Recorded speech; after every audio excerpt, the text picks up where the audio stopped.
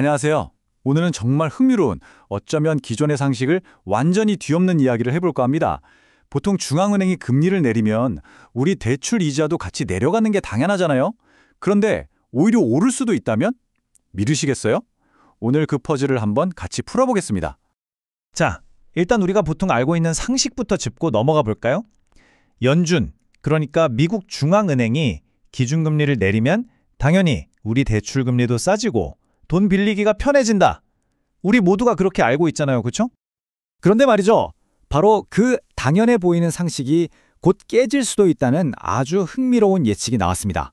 자, 지금부터 그 이야기를 한번 자세히 들여다보겠습니다. 네, 첫 번째 파트입니다. 바로 그 상식을 뒤집는 놀라운 예측에 대한 내용이죠. 여기 한 전문가의 말이 있습니다. 시장 금리는 항상 금리 인하 사이클이 끝나기 전에 반등한다. 이게 무슨 말이냐면요. 시장은 정말 똑똑해서 연준의 공식 발표를 끝까지 기다려주지 않는다는 거예요. 저 멀리 다가오는 경기 회복의 낌새를 먼저 눈치채고 한 발 앞서서 움직인다는 거죠. 아니 그럼 시장은 대체 뭘 보고 그렇게 미래를 예측하는 걸까요? 그 첫 번째 단서가 바로 두 번째 파트, 이 경제 사이클의 비밀 속에 숨어 있습니다. 자, 이 흐름을 한번 보세요. 굉장히 재밌습니다. 지금 경제가 좀 둔화되는 조짐이 보이니까 연준이 부랴부랴 금리를 내리기 시작하죠. 그런데 보세요. 실제 경제가 회복되는 건 내년 말인데 주택담보대출 같은 진짜 시장 금리는 그보다 훨씬 빠른 내년 초부터 벌써 꿈틀대며 오르기 시작한다는 겁니다. 이게 바로 시장이 미래를 선반영한다는 강력한 증거죠. 그렇다고 이게 그냥 그렇게 될 것 같다는 막연한 기대감만은 아닙니다. 실제로 2026년 경기 회복을 이끌 아주 강력한 두 개의 엔진이 이미 가동되고 있거든요. 하나는 연준이 돈을 푸는 통화정책, 또 다른 하나는 정부가 세금을 깎아주는 등의 재정정책. 이 두 가지가 동시에 같은 방향으로 힘을 팍팍 밀어주고 있다는 겁니다. 자, 그런데 경제 사이클만으로는 이 모든 걸 설명할 수 없습니다. 지금부터가 사실상 오늘 이야기의 하이라이트인데요. 바로 세 번째 파트, 연준의 숨겨진 계획을 들여다볼 시간입니다. 아, 대차대조표 정상화. 말이 좀 어렵죠?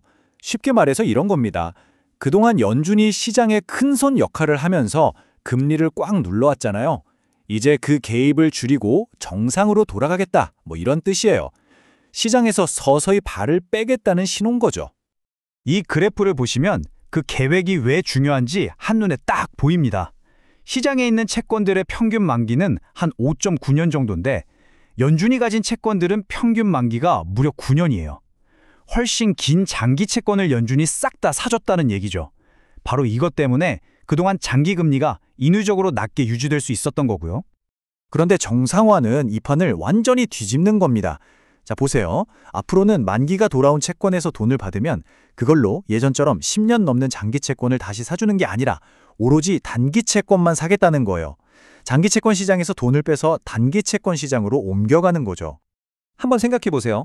지금까지 장기 채권 시장의 가장 큰 손님, 가장 큰 구매자가 바로 연준이었는데 갑자기 이 VIP 손님이 나 이제 안 사 하고 돌아서는 겁니다. 그럼 그 많던 채권은 이제 대체 누가 다 사줄까요? 답은 아주 기본적인 경제 원리에 있습니다. 바로 수요와 공급이죠. 제일 큰 손님이 안 사주면 당연히 물건값은 떨어지잖아요. 채권도 똑같습니다. 채권 가격이 떨어져요. 그런데 채권은 아주 재밌는 게 가격이 떨어지면 반대로 이자율, 즉 수익률은 올라갑니다. 왜냐? 이거 이자 더 많이 쳐줄 테니 제발 좀 사주세요 하고 새로운 투자자들을 유혹해야 하니까요. 이게 얼마나 큰 영향이냐면요. 이 연준의 계획 하나만으로도 장기 금리가 최소 0.3%포인트, 그러니까 30베이시스 포인트나 더 오를 수 있다는 겁니다. 어마어마한 거죠. 자, 그런데 지금까지 한 얘기는 주로 미국 시장에 대한 거고요. 이게 전 세계 모든 나라에 똑같이 적용되는 건 아닙니다. 네 번째 파트에서는 미국과 한국, 이 두 시장의 이야기가 어떻게 다르게 흘러갈 수 있는지 살펴보겠습니다.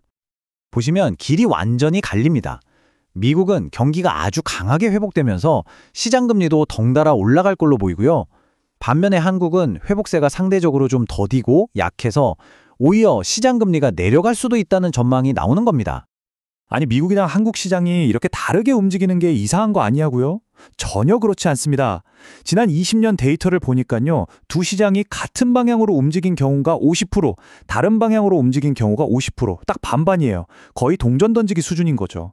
그리고 내년에는 이 둘이 서로 다른 길을 갈 거라는 쪽에 무게가 실리고 있는 겁니다. 자, 그럼 이제 제일 중요한 부분이죠. 이 모든 분석을 바탕으로 우리는 뭘 해야 할까요? 마지막 5번째 파트에서는 구체적인 투자 전략, 바로 거대한 채권 순환에 대해 알아보겠습니다. 이 분석가가 제시하는 전략 로드맵은 아주 명쾌합니다. 일명 그레이트 로테이션, 즉 거대한 자금 순환 전략인데요. 1단계, 일단 2026년 초까지는 미국 국채를 계속 들고 가는 겁니다. 2단계, 그러다가 내년 초에 시장 금리가 본격적으로 오르기 시작하는 그 타이밍에 딱 파는 거죠. 그리고 마지막 3단계, 급한 돈으로 금리가 오히려 내려갈 걸로 보이는 한국 국채를 사는 겁니다. 미국에서 한국으로 자금을 싹 옮겨 타라는 거죠. 결국 오늘 우리가 살펴본 이 거대한 시장 전망은 사실 많은 사람들이 그냥 지나쳤을 법한 중앙은행의 한 가지 정책에서 시작된 거였습니다. 그래서 마지막으로 이런 질문을 던져보고 싶네요. 어쩌면 지금 이 순간에도 우리가 미처 알아채지 못하는 사이 여러분의 포트폴리오에 있는 위험과 기회를 조용히 재편하고 있는 또 다른 숨겨진 정책이 있지는 않을까요?